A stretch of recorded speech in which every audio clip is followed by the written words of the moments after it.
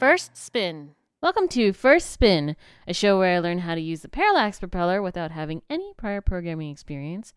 And rather than do this on my own, I have decided to usurp the brains of two experts. Are you going to make us talk about virtual poop again?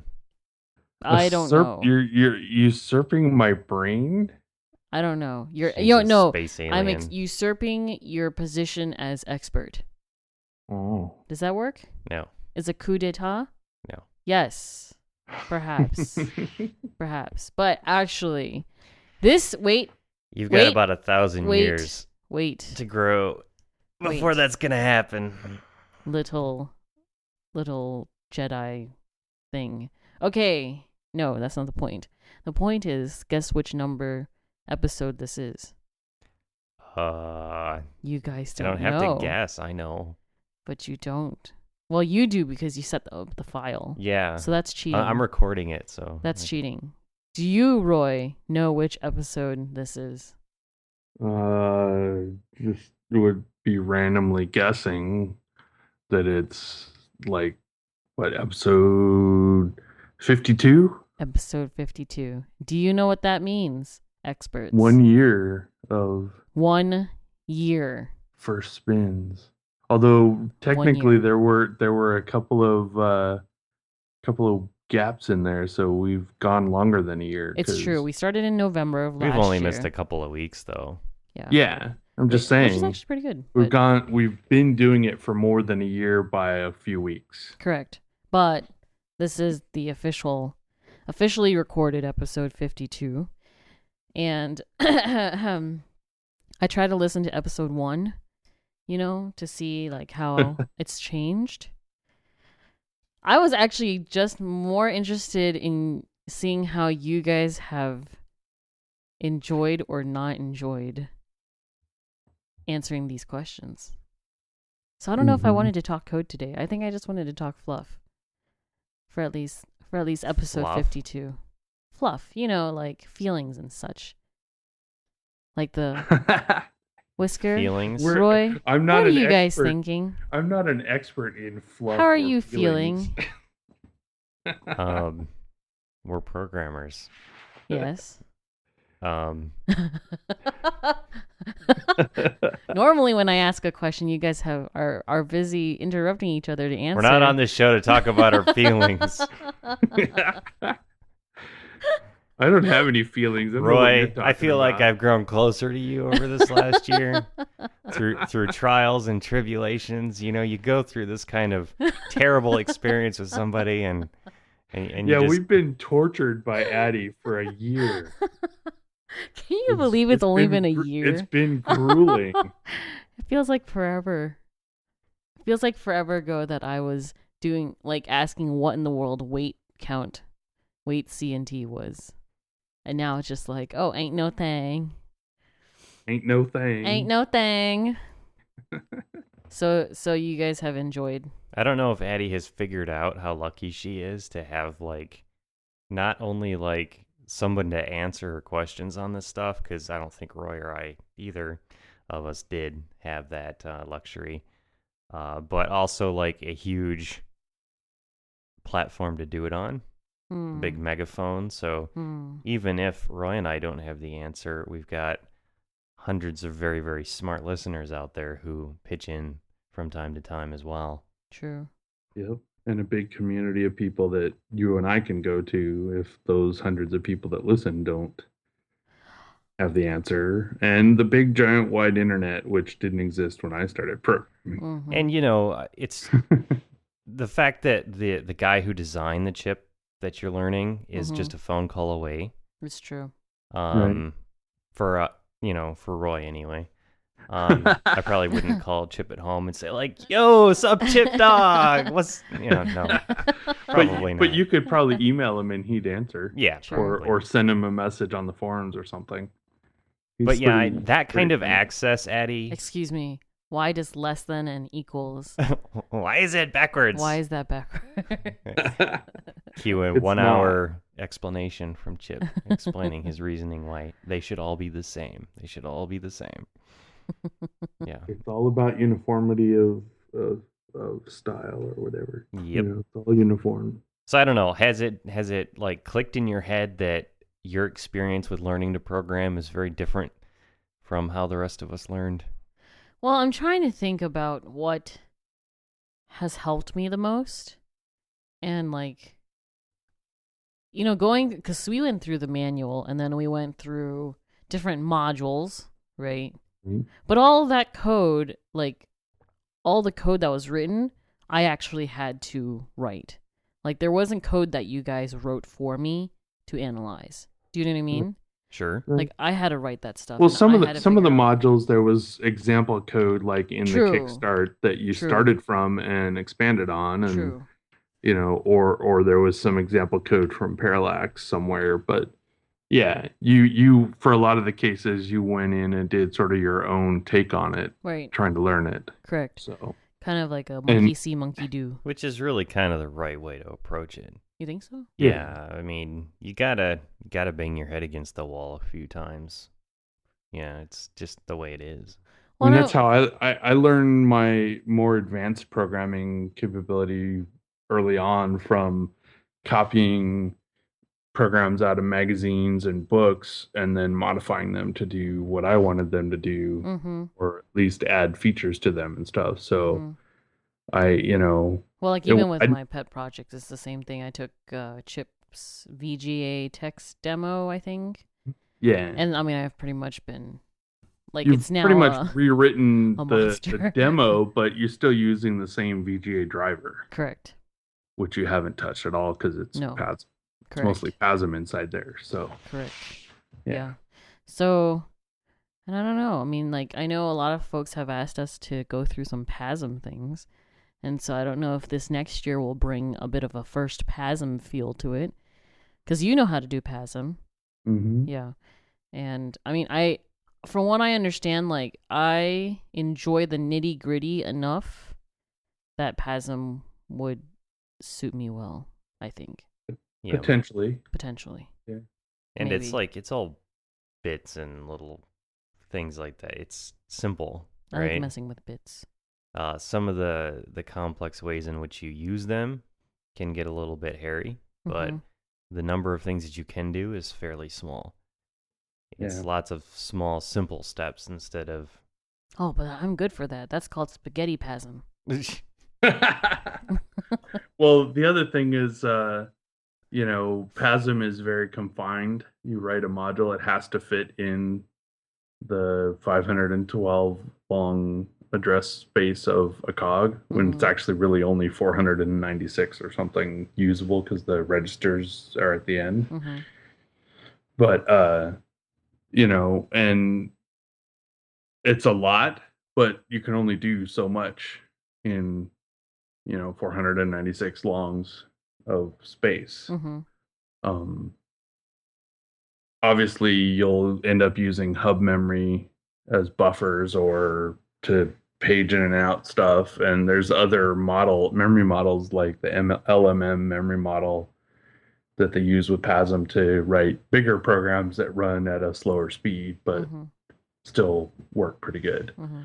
But yeah, Passim, I spent the last few days, a few hours each day, messing around with some Passim code, making it more optimal and debugging it and whatnot. And the code that I've been working on is only like 30, 40 lines total. Wow, that's short. But it's interfacing with a camera module on the laser rangefinder and talking to it faster. Gotcha. Make it go faster. If you much play faster. Flames, It's better to on talk it. to Joe's hardware faster because Joe's kind of hyperactive. So yeah, I mean, I don't quite know. I think was more is it demystifying it or maybe taking the stigma away? Like cuz as you go through the manual, you realize actually the manual is quite repetitive on certain things, and it's not as complicated as it would seem when you first open the book. So like removing the stigma of it being difficult, I think, was a big factor in my learning to program. Right. You know, or like even looking into objects, like I was like, oh gosh, I don't want to look into an object. You know, But it do you turns hear out to me not be that. trembling? But Yeah. then, like with the modules, it's like, well, you kind of have to because that's not the data you want, so you got to search for Yeah. it somewhere else. Right. And if So- you want to do something fairly complicated, you're going to have to start using either making your own objects that run in different cogs and interfacing with them, or using other people's that are already written. Correct. You know, like the VGA module or the driver for the altimeter, which you used a lot and stuff like Right. that. Right. Yeah, I think the compass module is actually pretty good to use too. Yeah. But, And I mean, there's a lot of good pre-written objects out there, some of which you could just use straight up, some of which you might want to modify a little bit for your own needs, but you know, it's one thing that's kind of nice. There's, hundreds and hundreds of pre-existing objects up on the object exchange that interface with all kinds of different bits of hardware and do all kinds of interesting protocols and whatnot. Mm-hmm. So it makes it a little easier to get something up and running if you can just go find a piece of code already written that does it. Sure, that makes sense. And, Now, I got a question for you two. Since you guys are my senseis, my teachers, the experts. What are your goals for me for this upcoming year? well, in the short term, we need to get your pet program to be less than or better than sucky. Hey, To- need more I mean, awesome than glorious. It's improved significantly. You know, Yeah. you've done lots of things, but there's certain things that it's clear you don't quite get yet that we need to pound into your brain till you do get it. Might take a show or two. Okay. Or 60. For this But next year. I think it would be cool to, like,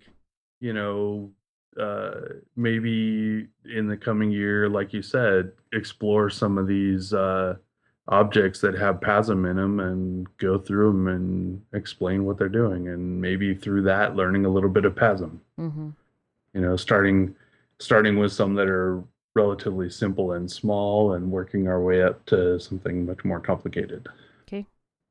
How about you, Whisker? Or I'd like are you to- done? I don't know. I'd like to see Addie work with writing her own interpreted language that runs on the prop. What? That would be cool too. I don't yeah. even know what that means. That's why it's a good thing to suggest, right? Yeah, well, one of the things that is often taught in school with programming is writing either an interpreter or a compiler. Yeah. I think for Addie, an interpreter would be fine. Oh yeah. Basically, the reason why it's a really good thing to attempt is because you never really truly understand what's going on with a programming language until you've done that. Right. Once you've done that, you sort of grow those hardwired things in your brain that allow you to look at the code not as the language itself, but as the language itself as seen by the thing that's interpreting it, right? Right.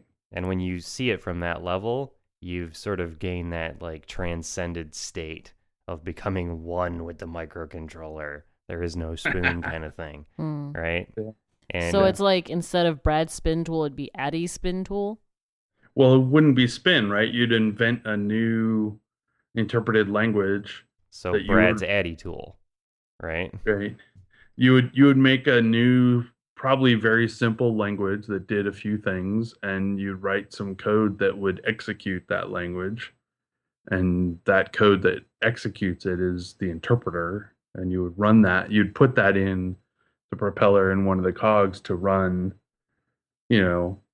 and process a data file that you have created that is your interpreted, language. And So- this can be a very simple thing too. It doesn't need to be as full features as something like spin. It could be very, very easy. Right. It could just do basic math, right? And that's it. I've done You a C feed it. program that does basic math. Does that count? Right, but that's not the same thing. What we're talking about is something where it would read the numbers and the symbols and then decide to do the math and print out, assign the results into a variable and, that kind of thing. Do I write it in spin? You could.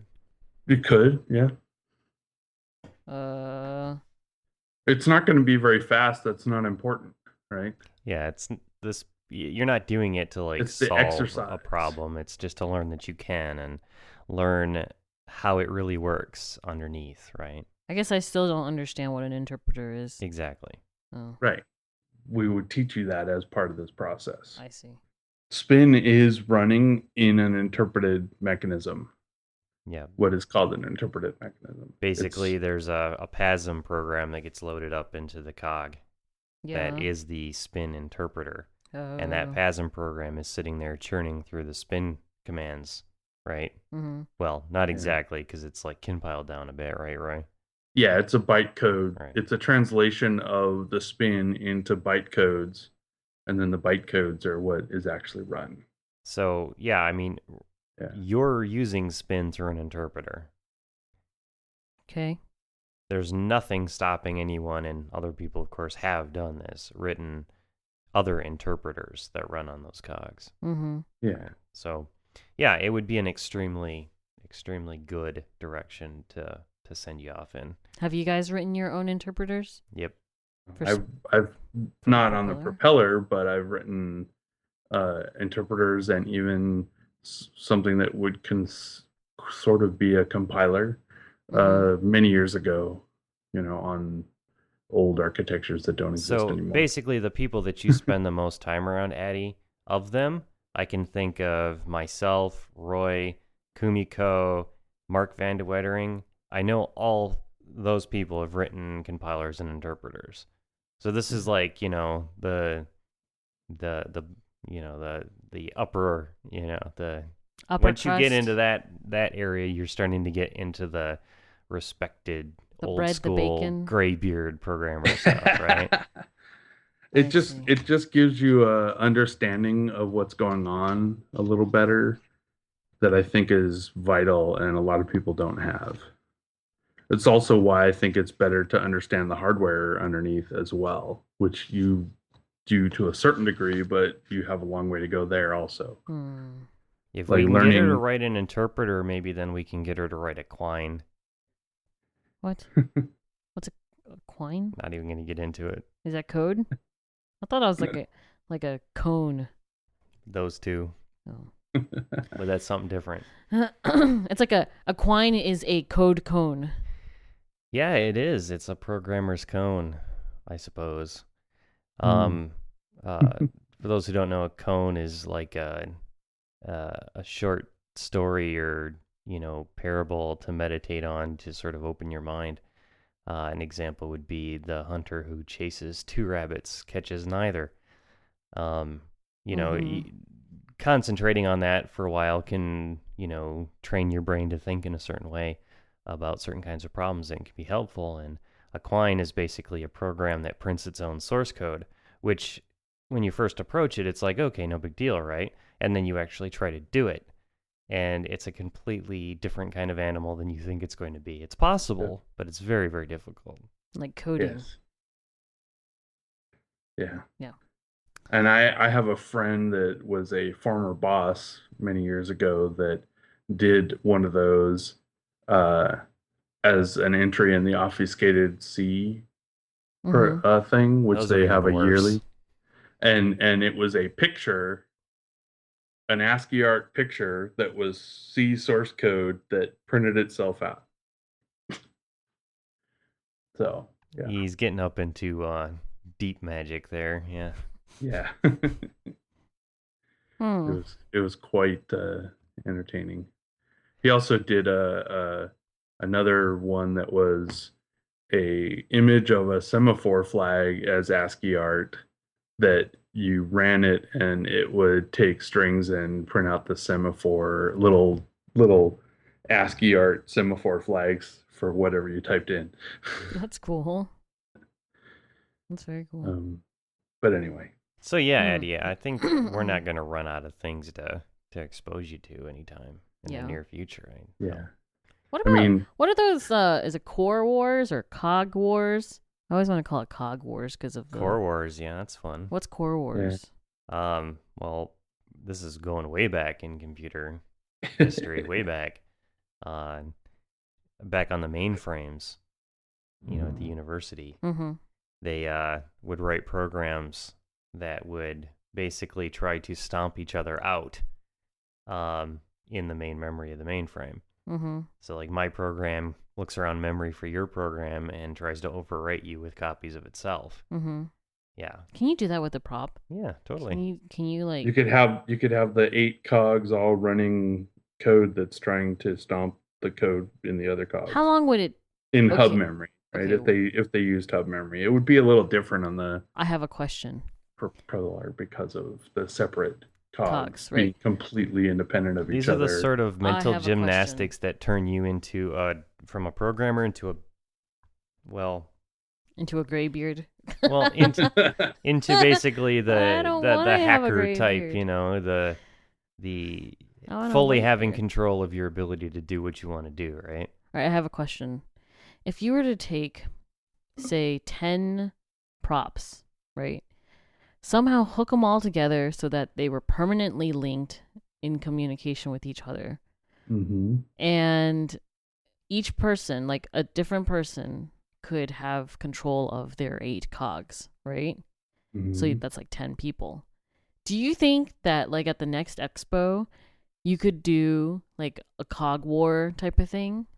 Well, there would Core have to Wars? be the difference in with the propeller or most microcontrollers is that they don't really have an operating system that's governing the whole system Okay.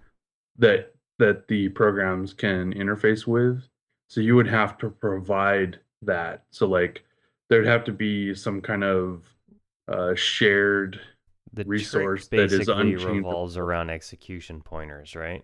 Right. So you've got these execution pointers where the main operating system, and it could be something very simple, is keeping track of how many things are executing, right? How many programs are going. Mm-hmm. And each one of them has a pointer pointing to where at in the program it currently is executing, right? Mm-hmm. Right. So it's keeping track of how many of these pointers there are and what addresses each of the pointers point to. And in your example, you've got more than one cog in each prop and more than one prop in total. So your execution pointer being, held by the central mainframe operating system is going to be a little bit more complicated because it's going to have the execution pointer address in memory, is going to have which cog it's on, it's going to have which propeller out of the group it's on. So Mhm. your Right. execution pointers are going to be a little more complicated. But that's And then- fine, not a big deal. And Right, these but- things can bounce from cog to cog, from prop to prop, so they can move around, put copies of themselves. They can ask the operating system to spawn off a new process. Right, but that's the thing is there has to be an operating system that is running that can do that and Is there? interact with cogs. Well, we'd have to make one if it were for, say 10 props connected to Even each other. 5. Like, even 5. If you could reset the props after the fact, then you could have, like, what are those called?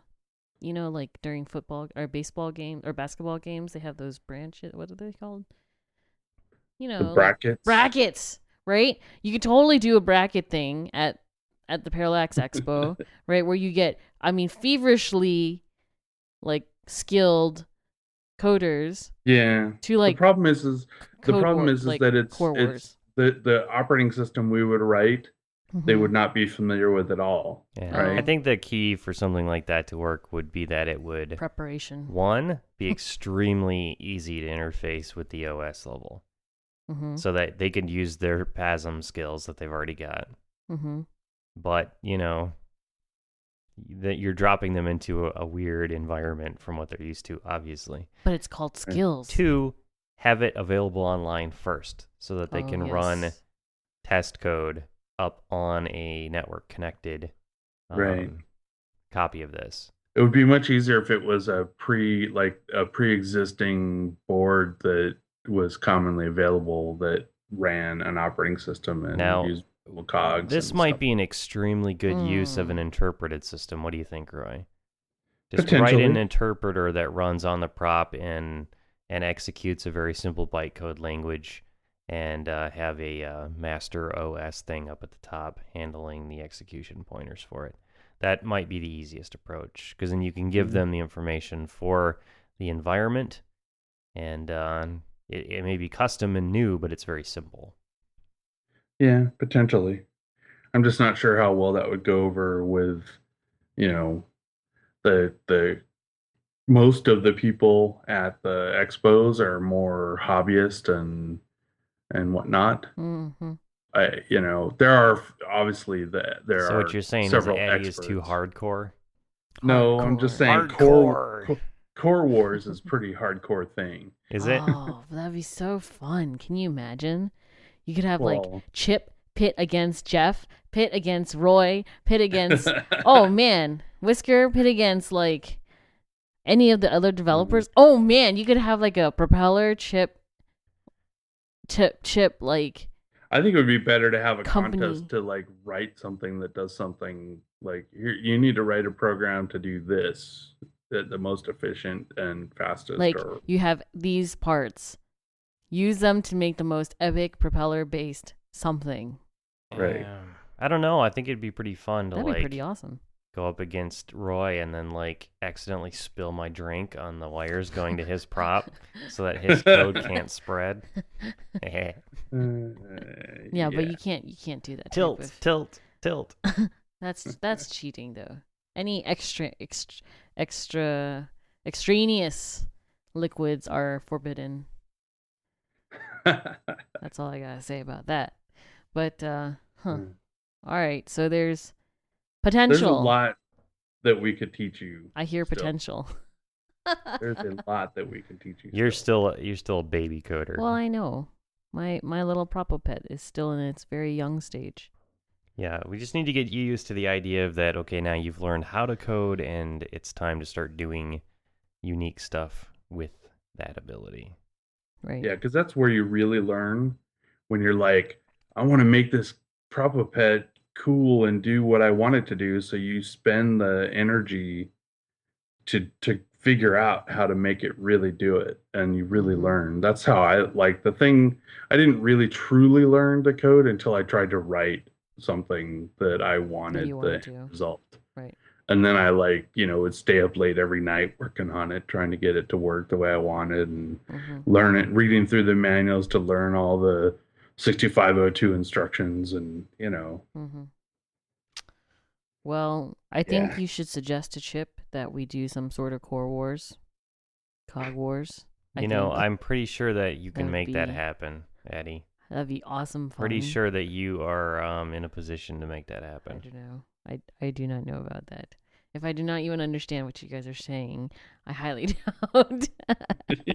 I do, however, know that you the don't two understand words it, Core but you're Wars like super excited.